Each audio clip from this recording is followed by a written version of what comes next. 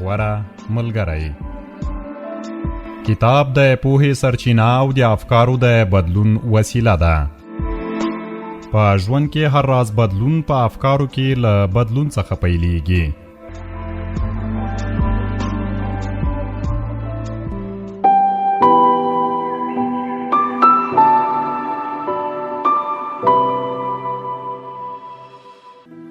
د سپوږمۍ راډیو قدرمنو اوریدونکو او د غوره ملګري د خپرونې مینوالو، زما سلامونه او مینه ومنئ. ستاسو د روغتیا او سلامتیا په هیله خوښ یم چې یو ځل بیا د غوره ملګري په خپرونه کې د مثبت فکر کتاب له 8مې برخې سره مو خدمت حاضر شوی یم. اوریدونکو، د کتاب نننۍ برخه له دې ځایه پیلوو.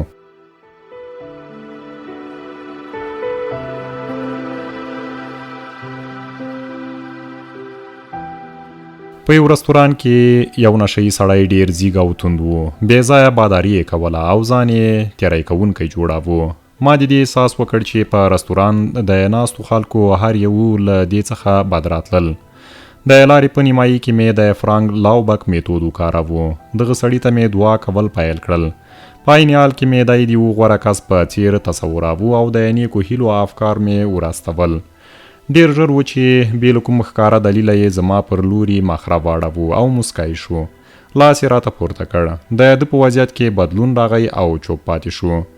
زه په هر دلیل په دې ډاډه شوم چې زما د دعا افکار په اغیزمن ډول ده ته رسېدلي ول. دا زما عادت دی چې اوریدونکي ته تر خبرو کولو وړاندې حاضرو کسانو ته دعا کوم او دوی ته د مینې او نیکو هیلو افکار ورستوم. ځینې وختونه په حاضرو کسانو کې یو یا دوه هغه کسان په نښه کوم چې خپه او یا هم زما خلاف کاري او دعا ورته کوم. په دې وروستیو کې مې د جنوب لویدیځ د یو ښار د سوداګرۍ په کلنۍ میلمستیا کې خبرې کولې. هلته مې یو کس ته پام شو چې څېره یې ګونجې وه. دی ماته غوسه نه و. داسې ښکارېده لکه زما خلاف چې و. تر خبرو کولو وړاندې مې ده ته دعا وکړه او د ده په لوري مې یوه سلسله دعاګانې او د نیکو هیلو افکار وروویشتل. څنګه چې مې خبرې پای ته ورسولې نو دغه پروسې ته مې ادامه ورکړه. کله چې جلسه پای ته ورسېده او ما له خپل شاوخوا کسانو سره روغبړ کاوه نو ناببره مې لاس ټینګ ونیول شو. ما د دغه کس څېرې ته وکتل. په څېره یې مسکا خپره وه. که رښتیا ووایم چې کله زه دغې جلسې ته راغلم نو ستاسو سره مې نه وه جوړه. ده راته وویل زما خطیبان نه خوښیږي او په دغه ماښامنۍ کې راته د ویناوال په څېر ستاسو یو ملا د حضور هیڅ دلیل نه ښکارېده. ما دا هیله درلوده چې ستاسو خبرې به بریالۍ نه وي، مګر څنګه چې تاسو خبرې کولې داسې ښکارېده لکه یو څه چې ما سره په تماس کې شول. ما د یو نوي کس په څېر احساس وکړ. ما یو بیل د سولې احساس وکړ. زما ته خوښ سولې. دا اثر زما په خبرو کې نه و. دا د دعا د ځواک خپرېدل ول. موږ په خپلو دماغونو کې د 2 بیلون په شاوخوا کې کوچنۍ زیرمې بیټرۍ لرو. د انسان دماغ په افکارو او دعاګانو سره ځواک انتقالولی شي. د انسان د بدن مقناطیسي ځواک په حقیقي ډول تثبیت شوی دی. موږ د استولو په زرګونه کوچنۍ هډې لرو او کله چې دا په دعاګانو سره قوي سوي وي نو شونې ده چې زیات قوت په یو کس کې جریان پیدا کړي او د انسانانو ترمنځ تیر شي. موږ کولی شو ځواک په هغه دعا سره واستوو چې هغه هم د لیږلو او هم د ترلاسه کولو د هډې په څیر کار کوي. ما له یو شرابي سړي سره کار کاوه. نږدې د 6 میاشتو خماري و. په سوداګري سفر تللی و. د سې شنبې په یوه ورځ د مازدیګر د 4 بجو په شاوخوا کې ما ناببره داسې احساس وکړ چې ګویا دی په ستونزه کې و. دغه کس زما توجه جلب کړه. د ماته دعا کول پیل کړل. نږدې نیم ساعت مې ورته دعا وکړه. وروسته هغه اثر داسې ښکارېده لکه په کمیدو چې و او ما خپلې دعاګانې ودرولې. څو ورځې وروسته یې ماته ټلیفون وکړ. راته ویې ویل ټوله اونۍ مې په بوسټن کې تېره کړه او غواړم په دې خبر کړم چې زه تر اوسه خماري یم. مګر په هغه تېره اونۍ کې مې حالت ډیر خراب و. آیا د سې شنبې د ورځې په 4 بجې؟ ما پوښتنه ورڅخه وکړه. حیران شو. ځواب یې راکړ. ولې؟ هو، ته څنګه پوه شوې؟ تا ته چا وویل؟ هیچا نه دي راته ویلي. ځواب مې ورکړ. ما ته هیچا نه دي ویلي. ما دته د خپلو هغه احساساتو په اړه وویل چې د سې شنبې د ورځې په 4 بجو مې د ده په اړه درلودل. د نیم ساعت دعا کولو یادونه مې ورته وکړه. حیران شو او ویې ویل زه په هوټل کې وم او د میخانې مخې ته ودرېدم. له ځانه سره مې سخته مبارزه کوله. ما ستا په اړه فکر وکړ ځکه چې په هغه ګړۍ مې مرستې ته اړتیا درلوده او په دعا کولو مې پیل وکړ. هغه دعاګانې چې د کولې تر ما پورې راورسېدلې او ما هم د ته دعا کول پیل کړل. موږ دواړو د دعا بشپړ دوران ته داخل شوي او خدای ته ورسېدلی وو او دغه کس خپل ځواب تر څو له بحران سره جوړ راغلی وای د قوت په بڼه کې وموند. نو د څه وکړل؟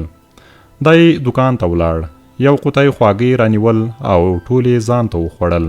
دی په دې ستونزه بریالی شو، څنګه چې د ویلي د دعا او خوږو یوې ځوانې واده شوې ښځې دا ومنله چې له نفرتونو ډکه شوې وه. همدارنګه خفه او تل به د خپلو ماشومانو بیره ورسره وه چې ګویا ناروغه شوي به وي، د کومې حادثې قرباني شوي به وي او یا دا چې په ښوونځي کې به ناکامه شوي وي. د دې ژوند له ناخوښۍ، بیرې، نفرت څخه ډک شوی وو. ما له دې څخه پوښتنه وکړه چې آیا دې په خپل ژوند کې دعا کړې وه؟ دې راته وویل یوازې هغه وخت چې کله زه ناهیلې وم، مګر باید دا ووایم چې دعا ماته هیڅ معنا نه لري، ځکه یې نو ډیر کله نه کوم. ما دې ته وړاندیز وکړ چې د رښتینې دعا کول د دې ژوند وربدلولی او دې ته یې د نفرت د افکارو پر ځای د مینې د افکارو او د بیرې د افکارو پر ځای د اعتماد د افکارو د استولو لارښوونه کولی شوی. ما ورته وړاندیز وکړ چې هره ورځ یې هغه وخت دعا کړې وای چې کله یې ماشومان له ښوونځي څخه راتلی او دا چې خپلې دعاګانې د خدای د ساتنې د ښه والي تصدیق جوړ کړي وای. په اوایلو کې شکمنه، خو وروسته له هغه کسانو څخه وګرځېده چې زیاتې دعاګانې به یې کولې.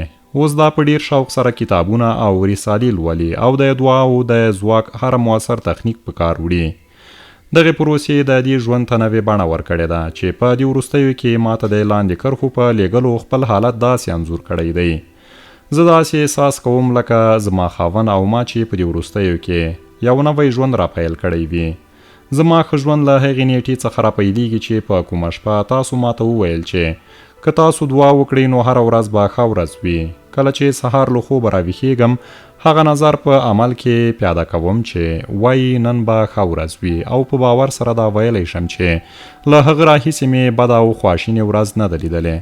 هغه څه چې ماته ډیر جالب دي دا دي چې زه په خپل ژوند کې له داسې هیڅ ورځې سره مخ شوی نه وم چې هغه دي نو له لږ کړاو څخه هم خلاصه نه وه. مګر اوس داسې ښکاري لکه دوی چې د هغه څه قوت نه لري چې ما دې خواشینې کړي.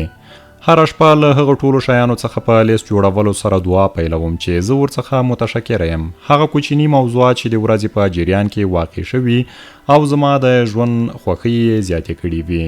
زه پوهیږم چې په دې سره زما دماغ داسې جوړ شوی چې کولی شم ښه انتخاب وکړم او هغه څه هیر کړم چې خواشینونکي وي. دا حقیقت چې په دغه تیرو شپږو اونیو کې له هیڅ بدې ورځې سره مخ شوی او غمجنه شوی نه یم په رښتیا هم ماته ډیر عجیبه ښکاري. د دعا د ځواک په کارولو سره حیرانونکی قوت حاصل کړ. تاسو هم داسې کولی شئ. له دعا څخه د اغیزمنو پایلو د ترلاسه کولو په موخه لاندې 10 قاعدې لیکل شوي دي. لومړی، هره ورځ د څو دقیقو لپاره ګوښه شئ. هیڅ مه وایاست، یوازې د خدای په اړه فکر وکړئ. دا به ستاسو دماغ په روحي ډول منونکي جوړ کړي.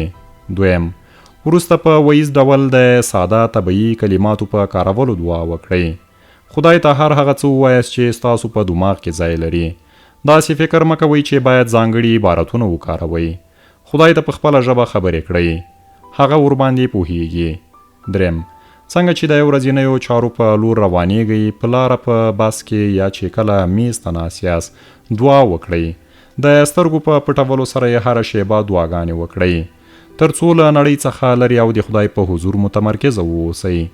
هر څومره چې د ورځې ډیر کاروئ هغومره به د خدای ځان ته نږدې احساسوئ. څلورم، د دعا کولو په وخت کې تل غوښتنې مه کوئ، بلکې دا ووایاست چې د خدای رحمتونه در باندې اوریدلي او زیاتې دعاګانې د شکر ایستلو لپاره وکړئ. پنځم، په دې باور سره دعا وکړئ چې رښتینې دعاګانې کولی شي له هغه کسانو سره په اړیکه کې شي چې تاسو ته ډیر ګران وي او د خدای په مینه او ساتنې سره هغوی چاپیره کړي. شپږم، په دعا کې هیڅ کله منفي فکر مه کاروئ، یوازې مثبت افکار دي چې پایلې ورکوي. اووم، تل رضایت وښایاست تر څو د خدای اراده ومنئ. د هغه څه غوښتنه وکړئ چې تاسو یې غواړئ، مګر په هغه راضي واوسئ چې خدای یې درکوي. ښایي دا تر هغه څه غوره وي چې تاسو یې غواړئ. اتم، هر څه خدای ته وسپارئ. د هغه وړتیا غوښتنه وکړئ چې په لرلو یې کولی شئ غوره فعالیت سرته ورسوئ او دا چې پایلې په باوري ډول خدای ته پرېږدئ. 9.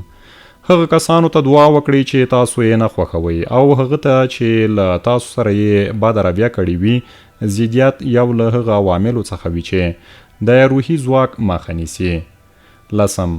د هغه کسانو لیست جوړ کړئ چې تاسو ورته دعا کوئ. څومره زیات چې تاسو نورو کسانو ته دعا کوئ په ځانګړي ډول هغوی چې ستاسو سره اړیکه نه لري ځانونه خوشحاله کړئ.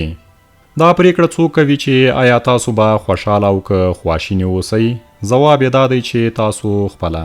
په ټلویزیون کې د خپرونې کوربه یو زوړ سړی میلمه کړی و. دا یو ډیر نادره سړی و. د ده خبرې په بشپړ ډول نااشنا وې، تکراري نه وې. خبرې په ډیر ساده ډول د ده له ځلانده او خوشحاله شخصیت څخه راټوکېدلې او هر کله چې به یې کوم څه ویل نو ډیر ساده او مناسب به یې ویل او د اورېدونکو د خنداو غوږونه به پورته شول. دوی له ده سره مینه درلوده. کوربه متاثره و. له نورو سره یې په ګډه له خپرونې خوند واخیست. په وروستیو کې کوربه له زاړي سړي څخه په دې اړه وپوښتل چې دی ولې دومره خوشحاله و. ستاسو د خوشحالۍ تر شا به حتما کوم عجیبه راز وي. ده ورته وویل. یا زاړه سړي ځواب ورکړ. کوم خاص راز نه لري چې کله سهار راویښېږم وضاحت یې ورکړ. نو په وړاندې مې 2 انتخابه وي، دا چې خوشحاله واوسم او یا دا چې خواشینی واوسم. او تاسو څه فکر کوئ چې زه به کوم یو انتخابوم؟ زه مازې دا انتخابوم چې خوشحاله واوسم او دا یې راز دی. ښایي دا تر حده زیات ساده ښکاري او ممکن دا څرګنده شي چې هغه زوړ سړی ظاهري و، مګر زه د ابراهام لینکن یادونه کوم. د هغه سړي یادونه کوم چې هیچا هم په ظاهره اوسېدلو نشوی ملامتولی چې ویلي دي. خلک تقریبا تر هغې اندازې خوشحاله وي تر کومې اندازې چې خپل دماغونه همداسې جوړوي. که وغواړئ نو تاسو هم خوشحاله اوسېدلی شئ. دا په نړۍ کې تر ټولو اسانه کار وي. مازې خواشیني انتخاب کړئ. شاوخوا وګرځئ او ځان ته ووایاست چې حالات سم نه دي. دا چې هیڅ هم د رضایت وړ نه دي نو تاسو به خواشیني شئ. مګر ځان ته ووایاست چې هر څه سم دي. ژوند ښه دی.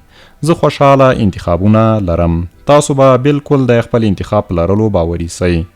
ماشومان د لویانو په پرتله په خوشحالۍ کې زیات مهارت لري. هغه څوک نابغه وي چې کولی شي د ماشومتوب روح منځني او بیا زاړه عمر ته یوسي، ځکه چې دی به په رښتیني ډول هغه روح وساتي چې خدای ماشوم ته عطا کړی وي. په دې نړۍ کې د ماشومانه زړه او دماغ په لرلو ژوند وکړئ، یا په بل عبارت هیڅکله په روحي ډول زاړه، خسته یا ستومانه مه جوړیږئ. له ځانه د نړۍ په سطحه پوه مه جوړوئ. زما 9 کلنه لور الیزابت خپل د خوشحالي علت وایي. یو ورځ مې پوښتنه ورڅخه وکړه، خوږې ته خوشحاله یې؟ هو زه خوشحاله یم. دې ځواب راکړ. هر وخت خوشحاله یې؟ پوښتنه مې ورڅخه وکړه. هو. دې ځواب راکړ. هر وخت خوشحاله یم. په څه شي خوشحاله یې؟ ومې پوښتله. ولې خبره نه یم؟ وی ویل. مازې خوشحاله یم. خامخا به دې یو شی خوشحاله وي. ومې هڅوله. ښه. وی ویل. درته ووایم زما د لوبو شریکانې دوی ما خوشحالوي. دوی پر ما ګرانې دي. زما ښوونځی ما خوشحالوي. زما ښوونځي ته تلل خوښ دي. زما خپل ښوونکي خوښ دي او عبادت ځای ته مې تلل خوښ دي. خپله مدرسه او ښوونکی مې خوښ دی. زه له خپلې خور مراګریت او خپل ورور جان سره مینه لرم. زه له خپلې مور او پلار سره مینه لرم چې کله زه ناروغه شم دوی ما ته پاملرنه کوي او زه په دوی ګرانه یم. دا د خوشحالۍ لپاره د الیزابت فارموله وه او داسې راته ښکاري چې دا ټوله دا د دې د لوبو ملګري، دا د دې همکارانې دي. د دې ښوونځی هغه ځای چې دا هلته کار کوي، عبادت ځای او مدرسه هغه ځای چې دا هلته عبادت کوي. د دې خور، ورور، مور او پلار دا یعنې کورنۍ هغه ځای چې هلته دا مینه ترلاسه کولی شي. ستاسو د ژوند تر ټولو ښه وخت هغه وي چې کله تاسو له دغه فکټورونو سره په اړیکه کې اوسئ. د هلکانو او نجونو له ډلو څخه غوښتل شوي ول تر څو د هغه څه لیست یې جوړ کړی وای چې د دوی د خوښۍ باعث ګرځېدل. د دوی ځوابونه تر ډیره بریده له یو بل سره په اړیکه کې ول. دا د هلکانو لیست دی چې کله توتکۍ په هوا کې ګرځي، ژور ځای ته کتل، پاکې اوبو، د کښتۍ په څوکې سره د اوبو بیلیدل، تیز اورګاډی، کرین چې کله کوم دروند جسم پورته کوي، زما د سپي سترګې. او دا بیا هغه څه دي چې د نجونو د خوښۍ باعث ګرځېدل. د سیند د غاړې څراغونو په لاره کې سره چتونه، له دود کښ څخه د دود وتل، سور بخمل، په وریځو کې سپوږمۍ، دلته د جهان په ښکلي جوهر کې یو څه شته چې په دغو شیانو سره که څه هم نیمایي شمیرل شوي څرګند شوي د دې لپاره چې خوشحاله واوسئ، نو پاک اروا او هغه سترګې چې په عادي مسایلو کې د مینې داستانونه ویني ماشومانه زړه او روحي سادهوالی ولري. موږ زیاتره خپلې خواشینۍ په خپله تولیدوو. البته ټولې خواشینۍ په انسان پورې اړه نه لري، ځکه چې ټولنیز حالات زموږ د زیاتو خفګانونو باعث ګرځي. سربیره پر دې دا یو حقیقت دی چې تر زیاته بریده موږ په خپلو افکارو او کړو وړو سره د ځان لپاره خوشحالي او یا هم خواشیني ټاکو. په هرو 5 کې 4 کسانو هغومره خوشحاله نه وي څومره چې دوی وړتیا لري. یو مشهور کس وایي او زیاتوي، خواشیني د دماغ تر ټولو عادي حالت وي. آیا د انسانانو خوشحالي به دومره کمه وي؟ شکمن یم چې ووایم، مګر بې له دې چې شمیر ته یې پام وکړم، داسې ډېر خلک مې لیدلي چې په خواشینۍ کې ژوند تېروي. د هر انسان د هغه حالت تر بنسټیزې غوښتنې وړاندې چې خوشحالي بلل کېږي باید یو څه ووسي. خوشحالي حاصلېدلی شي او د حاصلولو پروسه یې ستونزمنه نه وي. هر هغه څوک چې د دې غوښتنه کوي اراده یې لري، او هر هغه څوک چې د دې درسته فارموله زده کوي او بیا یې عملي کوي ښایي یو خوشحاله کس جوړ شي. د اورګاډي د لارې په یو رستوران کې زه له یوې جوړې خاوند او میرمنې سره کېناستلم. دوی مې نه پیژندل. د میرمنې قیمتي جامې په تن وې او په زیوراتو پوښل شوې وه، مګر دې په یو بد حالت کې قرار درلود. خواشینې وه. نسبتاً په لوړ اواز یې وویل چې دا ځای خیرن او یخ و، خدمات یې کمزوري ول او غذا یې بې ذایقې وه. شکایت یې وکړ او په هر څه وقهرېده. خاوند یې د دې خلاف خوشحاله، مؤدب او آرامه سړی و چې په څرګند ډول یې د هغه څه د منلو ظرفیت درلود چې واقع شوي ول. زما په فکر دی داسې ښکارېده لکه د خپلې میرمنې په انتقادي وضعیت چې یو څه وشرمېده او یو څه مایوسه هم شو، ځکه چې میرمنه یې د ساتیري په موخه راوستلې وه. د موضوع د اړولو په موخه یې زما څخه پوښتنه وکړه چې څه کار مې کاوه، او بیا یې څرګنده کړه چې دی حقوق پوه و. وروسته یې په موسکا کې وویل چې زما میرمن په تولیداتو کې کار کوي. دا عجیبه وه، ځکه داسې نه ښکارېده چې دې په کومه فابریکه کې کار کاوه او یا دې هم کومه کارمنده وه. نو ما پوښتنه وکړه دا څه شی تولیدوي؟ خواشیني. د ځواب راکړ دا خپلې خواشینۍ تولیدوي. د هغه ځای پر یخوالي سربیره او د دغه وضعیت په تعقیب زه د ده په یادونو خوښ شوم، ځکه چې دا په دقیق ډول هغه څه واضح کوي چې زیاتره خلک یې سر ته رسوي. دوی خپلې خواشینۍ تولیدوي او دا د افسوس ځای دی، ځکه چې په ژوند کې زیاتې ستونزې په خپله رامنځته کیږي او زموږ خوښۍ کموي، او دا ډیره احمقانه وي چې پر دې سربیره دماغ ته نورې خواشینۍ هم ورزیاتې کړل شي. دا څومره احمقانه وي چې شخصي خواشینۍ تولید او پر هغه نورو ستونزو ورزیاتې کړل شي چې تاسو ورباندې لږ او یا هم هیڅ ډول کنټرول نه لرئ. اجازه راکړئ چې د هغه وضعیتونو پر ځای چې خلک پکې خپلې خواشینۍ تولیدوي د بدمرغۍ د تولیدولو دغې پروسې ته د پای د ټکي ایښودلو لپاره مخته لاړ شو. داسې ویل مناسب وي چې موږ د خواشینو نظریاتو په اړوند فکر کولو سره او په عادي کړو وړو سره لکه منفي احساس چې هر څه په بد مخاړه وي، یا دا چې خلک هغه څه ترلاسه کوي چې لایق یې نه وي، او موږ د هغه څه په ترلاسه کولو کې پاتې راځو چې مستحق یو خپلې خواشینۍ تولیدوو. زموږ زیاتره خواشیني د خفګان، بغض او نفرت له احساساتو څخه د شعور په ډکولو سره رامنځته کیږي. د خواشینۍ په پروسه کې همیشه د بیر یا وهم عناصر په کار وړل کیږي. له دغه موضوعاتو څخه په هر یوه د همدې کتاب په نورو برخو کې بحث شوی دی. په دې ځای کې موږ یوازې غواړو دا جوته کړو او په دې ټینګار وکړو چې د عادي کس د خواشینۍ زیاته برخه دی پر خپله جوړوي. نو موږ باید مخته څنګه ولاړ شو ترڅو خواشینۍ نه بلکې خوشحالۍ تولید کړو. زما د اورګاډي د سفرونو یوه پیښه ښایي دغه سوال ته ځواب ووایي. یو سهار تقریبا موږ 6 کسه وو چې د نارینه‌و په کوټه کې موږ ګیرې کلولې. د تل په څیر په دغه تانګو او لرش څخه په ډکو ځایونو کې په اورګاډي کې تر یوې شپې تېرولو وروسته دا نابلده خلک په دې راضي نه ول چې خوښ اوسېدلي وای.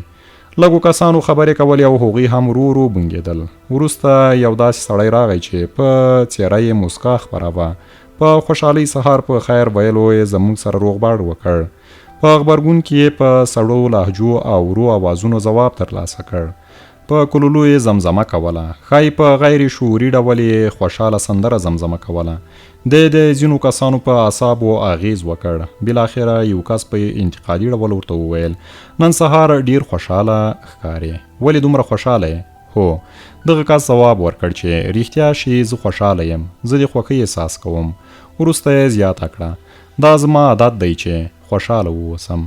دا ټول هغه څه دي چې همالته وویل شول، مګر په دې ډاډه یم چې په هغه کوټه کې چې کوم کسان ول ټولو به په داسې حال کې اورګاډي پرې ایښې وې چې په دماغ کې به یې دغه په زړه پورې کلماتو ته ځای نیولی و. دا زما عادت دی چې خوشاله واوسم. د دغې جملې مفهوم په واقعي ډول ډیر ژور دی، ځکه چې زموږ خوشحالي یا خواشیني په هغه مهمه درجه پورې چې موږ د خپل دماغ عادت ته پراختیا ورکړې وي تړاو لري. د پخو خبرو کلکسیون او د متلونو کتاب موږ ته ویلي چې هغه څوک چې خوشاله زړه لري تل به خوشاله وي. خوشاله زړه لرلو ته پراختیا ورکړئ، یعنی دا چې د خوشحالي عادت خپل کړئ چې په دې سره به ژوند تل خوشاله وي. دا چې په دې سره تاسو کولی شئ له ژونده خوند واخلئ.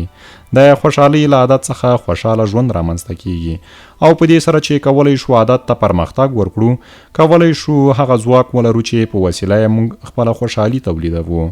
د خوشحاله عادت ته د خوشحاله نظرونو په اړوند فکر کولو سره پرمختګ ورکول کېدای شي. د خوشحاله نظرونو یو ذهني لیست جوړ کړئ او هره ورځ یې څو ځله له خپل دماغ څخه تیر کړئ. که کوم خواشینی فکر ستاسو دماغ ته ننوځي نو ویې دروئ، په شعوري ډول یې وشړئ او پر ځای خوشاله فکر داخل کړئ. هر سهار تر راپورته کېدلو وړاندې په بستره کې آرام پرېوځئ او په پوره فکر خپل شعوري دماغ ته خوشاله افکار ور داخل کړئ. پرېږدئ چې د هغه ټولو خوشاله تجربو د انځورونو سلسله چې تاسو یې تمه لرئ تر څو د ورځې په جریان کې ورسره مخ شئ ستاسو د دماغ په وړاندې تیره شي. د دوی له خوښۍ څخه خوند واخلئ. دا افکار به له دې سره مرسته وکړي تر څو پیښې په هغه ورځ کې په همغه ډول واړوي. دا مه وایاست چې په هغه ورځ به حالات سم نه وي. د دې په ماضي ویلو سره تاسو د همدغه حالت په رامنځته کولو کې مرسته کوئ. تاسو به خپل ځان ته هر هغه فکټور لوی یا کوچنی داخل کړئ چې د خواشینی حالاتو د رامنځته کېدو سبب به وګرځي، چې په پایله کې به یې تاسو پوښتنه کوئ چې زما حالت ولې خراب دی، په دې ټولو څه سوي دي. دلیل به یې په مستقیم ډول له هغه عادت سره چې تاسو په خپلو افکارو کې ورځ څنګه راپیلوئ تړاو ولري. سبا د هغه پر ځای دا پلان وکاروئ چې کله له بسترې څخه راپورته کیږئ نو دغه جمله 3 ځله په لوړ اواز تکرار کړئ. دا هغه ورځ ده چې خدای راوستلې ده، په دې کې به موږ خوښ او خوشحاله یو. شخصي یې کړئ او ووایاست زه به نن خوښ او خوشحاله واوسم. دا په قوي روښانه غږ په مثبت لحن او ټینګار سره تکرار کړئ. که دغه جمله د سهار تر ناري وړاندې 3 ځله تکرار او پر مفهوم یې فکر وکړئ نو د خوشحاله روحیاتو په پیلولو به مو د ورځې بڼه وربدله کړې وي. چې کله ځانونه ملابس کوئ، ګیره کلوئ او یا د سهار ناري ته کینئ نو د لاندې په څیر څو یادونې په لوړ اواز سره ووایاست. زه باور لرم چې دا به یوه ښه ورځ وي. زه باور یم چې ټولې هغه ستونزې به چې نن ورځ ورسره مخ کېږم حل و فصل کړم. زه په جسمي ذهني احساساتي لحاظ ښه احساس کوم، ژوند ډیر ښه وي. زه د هغو ټولو شیانو شکر ادا کوم چې ما لرلي، اوس یې لرم او چې په راتلونکي کې به یې ولرم. هر څه سم دي، خدای دلته دی، زما سره ما ویني. زه د هر ښه شي په خاطر له خدای څخه مننه کوم.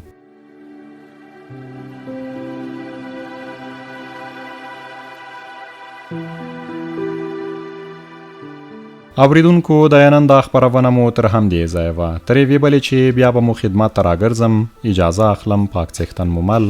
د خدای په امان.